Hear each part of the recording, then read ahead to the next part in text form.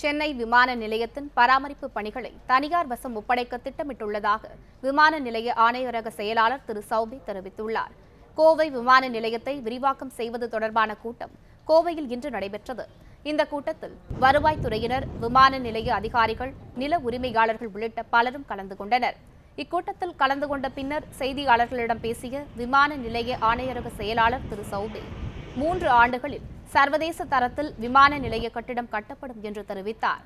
சென்னை விமான நிலையத்தில் பராமரிப்பு பணிகளில் ஏற்பட்டுள்ள குறைபாடு காரணமாக அடிக்கடி விபத்துக்கள் ஏற்படுவதாக அவர் கூறினார். பறவைகள் விமானத்தில் மோதுவதை தவிர்க்க ககத் என்னும் நவீன தொழில்நுட்பத்தை விமான நிறுவனங்கள் செயல்படுத்த அறிவுறுத்தப்பட்டுள்ளதாகவும் திரு சௌபி தெரிவித்தார். டைம்ஸ் நடக்கவே இல்லை, அது உண்மையே இல்லை. It is a fact that there have been problems regarding maintenance. So maintenance வந்து improve பண்ணதுக்காக நம்ம outsource பண்ணதுக்கு எதிர்பார்க்கணும். Outsourcing பண்ணிட்டு operations and maintenance outsource பண்ணால் இன்னும் நல்லபடியாக பண்ணலாம். அப்படி எங்களுடைய ஒரு திட்டம் இருக்குது. We will put that program in implementation.